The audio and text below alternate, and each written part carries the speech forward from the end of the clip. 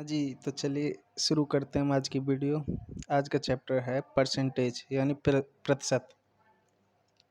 तो प्रतिशत के बारे में बेसिक चीज़ें आपको पहले से पता होंगी, नहीं तो मैं इस वीडियो में बता ही दूँगा। और उसके बाद क्वेश्चन से ही डायरेक्ट स्टार्ट करते हैं हम। तो पहला क्वेश्चन है, यदि किसी संख्या का 35% 10,500 है तो वह संख्या ज्ञात कीजिए।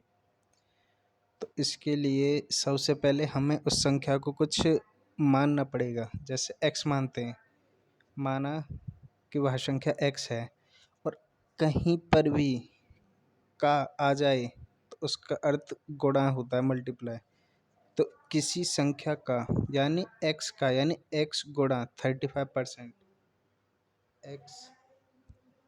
x इंटू 35,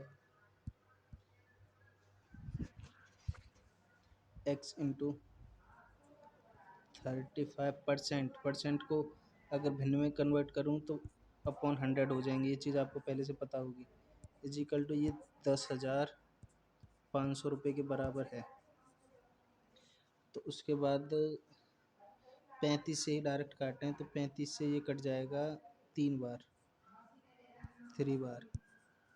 तो यहाँ 300 आ गई। x इजिकल टू 100 का गुणा अगर इसमें करेंगे, क्योंकि अपॉन में यहाँ जाके मल्टीप्लाई होगा, ये 300 के पीछे डबल जीरो लग जाएंगे, ये 30,000 हो जाएगा। यही आपका आंसर है। किसी संख्या का अगर संख्या हम x मान रहे हैं तो का के लिए हमेशा गुणा का मल्टीप्लाई ही लगाएंगे, गुणा को ही लगाएंगे का के लिए हमेशा। तो वह संख्या ज्ञात कीजिए। तो जो हमने x मानी वो संख्या ज्ञात करनी है, जो हमारा आंसर 3,000 आ चुका है। तो अगले क्वेश्चन की ओर चलते हैं। यदि किसी किताब का मूल्य पहले 25% घटाया जाता है तथा फिर 20% बढ़ाया जाता है तो कीमत में कितने प्रतिशत कितना परिवर्तन आएगा। तो 25% को पहले भिन्न में सॉल्व करते हैं।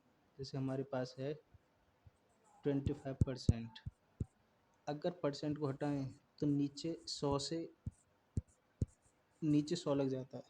परसेंट का मान ऐसे समझो, परसेंट का मान होता है 1/100, और जब इस परसेंट को हटाएंगे तो 1/100 हो जाएगी। तो 25/100 आ जाएगा। 25 से ये 4 बार कट जाएगा तो 1/4 आ गया।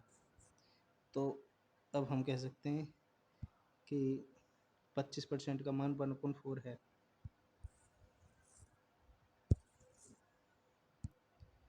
तो 25% का मान 1/4 है। अगर इसी तरह मैं 20% का मान निकालूं तो 20/100, जो कि 20 से 5 बार कट जाएगा 1/5।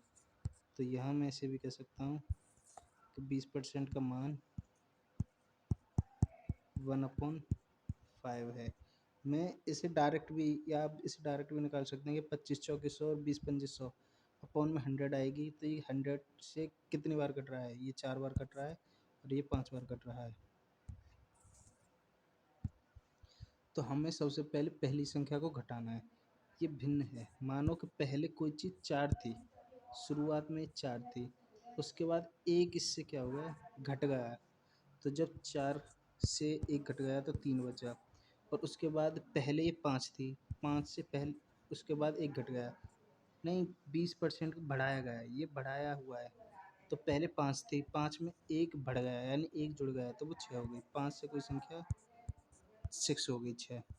तो इसे अब अलग अलग कर लेंगे। इसका मल्टीप्लाई इसमें जो 20 आ गया, इसका मल्टीप्लाई इसमें जो 18 आ गया, 18 आ गया। तो उसके बाद इसने कहा है कितना परिवर्तन आएगा। तो परिवर्तन के लिए इन दोनों का अंतर कितना है, इन दोनों का अंतर 2 अपॉन, इस संख्या को ही लेते हैं। आगे चल के मैं और बताऊंगा इसे कब लेते हैं कब नहीं, लेकिन हमेशा ज़्यादातर 100% इसे ही लेते हैं संख्या को। क्योंकि अगर तुमने प्रॉफिट लॉस परसेंटेज के अलावा प्रॉफिट लॉस पढ़ा है तो उसमें भी ये चीज़ बताई हुई है इसे क्यों लेते हैं। उसके बाद इनटू कितने प्रतिशत, प्रतिशत के लिए 100 लगाएंगे। तो 20 से ये 5 बार और 5 से ये 10%। इस क्वेश्चन का राइट आंसर है। तो इसने पूछा है कितने प्रतिशत परिवर्तन आएगा, 10% का परिवर्तन आएगा। 10% इस क्वेश्चन का राइट आंसर है। तो चलते हैं अपने अगले क्वेश्चन की ओर। एक व्यक्ति का वेतन पहले 20% बढ़ाया गया तथा फिर 20% घटाया गया तो कितने प्रतिशत का परिवर्तन आया। तो ये वैसे अभी की तरह कर सकते हैं इसे। 20% की वैल्यू हमने अभी निकाली थी। 20% की वैल्यू थी हमारी 1/5। तो पहले 5 से बढ़ाया गया पहले और फिर घटाया। 5 से 6 है और फिर 5 से 4 है। यहाँ 25 आ गया और यहाँ 24 आ गया।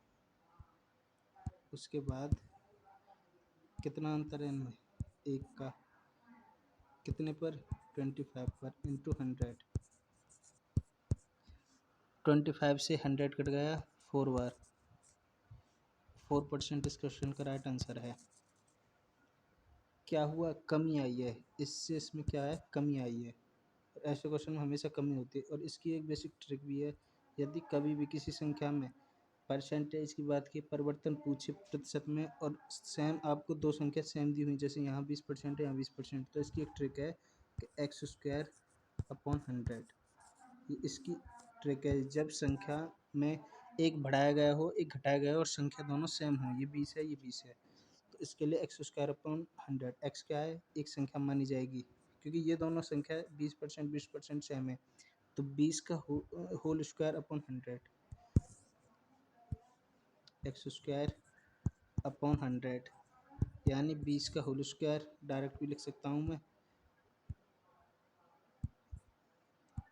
400/100, क्योंकि ये 20 का होल स्क्वायर है। 00 से 00 4%। मैंने पहले बताया कि इसमें हमेशा कमी ही आती है, प्रॉफिट कभी नहीं आएगा इसमें। यही आपका आंसर है। ये इसकी डायरेक्ट ट्रिक भी है।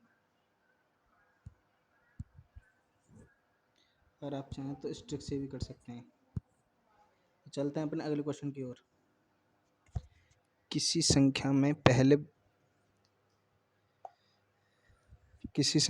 पहले 12.5% की वृद्धि तथा फिर 33 सही 1/3% की कमी की गई हो तो कमी या वृद्धि का प्रतिशत ज्ञात कीजिए। तो सबसे पहले 12.5% को भिन्न में कन्वर्ट करेंगे। तो ये है 12 सही 1/2। 12.5% है, 12 सही 1/2, ये 12.5% ही माना जाता है। तो ऐसे भिन्न सॉल्व करना आपको आता होगा। इससे इसका मल्टीप्लाई और प्लस इसमें 1 जोड़ देंगे। 12 दूनी 24 और 1 25। पॉइंट टू यहाँ पहले से है और इंटू 100 किसकी, परसेंट की। परसेंट के लिए परसेंट हटा के 100 से गुणा कर दिया। 25 से 4 बार, तो ये होगी 1/8। जो 4 आएगी, 4 का मल्टीप्लाई इसमें 1/8। उसके बाद 33 सही 1/3%। इसके लिए सबसे पहले 33 से 3 बार गुणा प्लस 1। 33 से 3 99 और 1 100/3 इंटू परसेंट हटाएंगे तो 100। 100 से 100 कट गई, 1/3 आ गई। तो अब हमें पता चल गया पहले आपकी वृद्धि हुई है फिर कमी हुई है। तो 8 में 1 की वृद्धि 9 हो गया और 3 में 1 की कमी 2 हो गया। उसके बाद यहाँ से 8 3 = 24 और 9 2 = 18। वैसे इसे और भी काट कर सकते हैं, लेकिन डायरेक्ट ही कर देते हैं। ये 6 का डिफरेंस है अपॉन 24 इंटू 100% के लिए 4 बार, और इससे 25 बार। ये आपको आंसर है। तो इसने क्या पूछा है, इसमें कितने प्रतिशत की कमी या वृद्धि आई है। ये कमी आई है, क्यों कमी है, क्योंकि पहले 24 थी उसके बाद 18 हो गई, कमी आई है कितने की, 25% की। चलते अपने अगले क्वेश्चन की ओर। यदि चीनी के मूल्य में 20% की वृद्धि की जाती है तो चीनी की खपत में कितने प्रतिशत की कमी करनी पड़ेगी जिससे चीनी का खर्च अपरिवर्तित रहे। तो ऐसे क्वेश्चन में इस भिन्न को पहले टोटली सॉल्व कर लो। तो 20% का जो भिन्नोती फ्रैक्शन वैल्यू होती है वो होती है 1/5। डायरेक्ट निकाल देते हैं। 20% की जो भिन्न होती है 1/5 वृद्धि हुई है, यानी 5 की वृद्धि 1 होगी तो 6 आ जाएगा। दोनों का डिफरेंस 1/5 ही लेंगे इंटू 100। 5 से काटेंगे 20%, यही आपका आंसर है।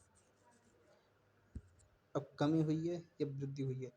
अपरिवर्तित रहे मतलब कितनी कम करनी पड़ेगी? 20% कम करनी पड़ेगी। चलते हैं अपने अगले क्वेश्चन की ओर। दो संख्याएं एक तीसरी संख्या से 30% तथा 37% कम है। दूसरी संख्या पहली संख्या के बराबर करने के लिए कितने प्रतिशत से बढ़ना होगा बढ़ाना होगा? तो उसके लिए सबसे पहले यह मानो ये फर्स्ट, ये सेकंड, ये थर्ड, तीन संख्याएं हैं। लेट्स से क्या मानो ये तीसरी जो संख्या है ये 100 है, तो पहली जो है वो 70% है। क्यों 70%? क्योंकि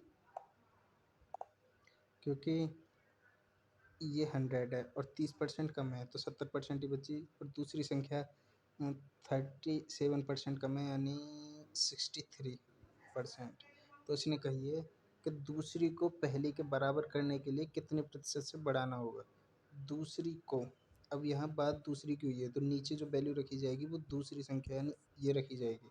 अगर पहले की कहता तो ये रखी जाती और दूसरी की कही है तो ये रखी जाएगी। तो सबसे पहले दोनों का डिफरेंस कितना है?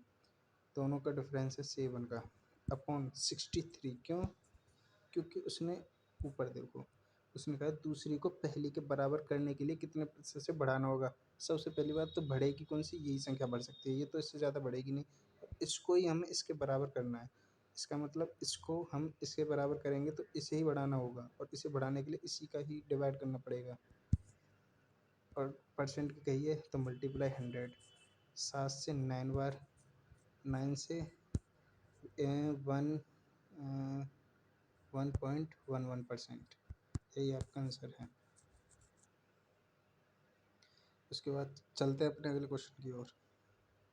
दो संख्या एक तीसरी संख्या से 30% तथा 60% कम है तो दूसरी संख्या को पहली संख्या के बराबर करने के लिए कितने प्रतिशत बढ़ाना होगा? तो वही लॉजिक है, फर्स्ट, सेकंड और थर्ड इन तीनों संख्या को माने। तीसरी को हम 100 ही मानेंगे। पहली और दूसरी, यहाँ कम की बात हुई है, वृद्धि की भी हो सकती है तो वृद्धि भी करनी पड़ सकती है आपको, तो इसे और वैल्यू मानना पड़ सकता है। तो यहाँ 30% कमी हुई, 70% या 60% कमी हुई, 40%, 40%। तो इन दोनों का डिफरेंस कितना है? 30। उसके बाद कौन सी बढ़ानी होगी? सेकंड, ये तो नीचे यही ली जाएगी। उसके बाद 100, 0 से 0, 300 अपॉन 4। इसका डिवाइड कर दो, जो भी आंसर आए वही आपका आंसर है। चलते हैं अब अपने अगले क्वेश्चन की ओर।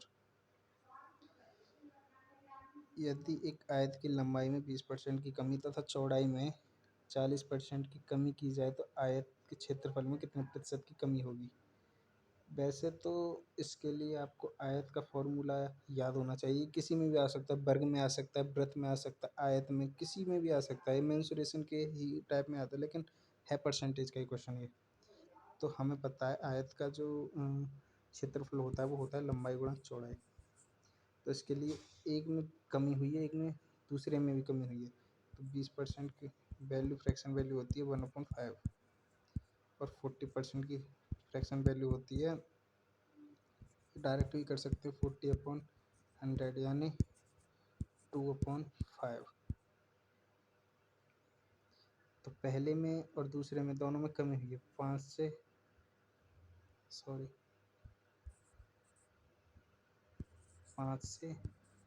4 और 5 से 3, ये आपकी हो जाएगी 25 और ये आपकी हो जाएगी 12। यहाँ से यहाँ तक डिफरेंस निकाल के उसे डिवाइड करना है 25 से, इंटू 100 करके आपकी वैल्यू आ जाएगी। अब आप इस काम को खुद कर सकते हैं। जैसे मानिए कि 13/25 इंटू 100, 25 से 4 बार और 13 चौके 52, 45% इस क्वेश्चन का राइट आंसर हो जाएगा। तो उसके बाद आज के लिए बस इतने क्वेश्चन थे। अगर आपको ये क्वेश्चन अच्छे लगे हों और कुछ आपकी समझ में आया हो तो आप ऐसे ही क्वेश्चन की और प्रैक्टिस करें। Thank you.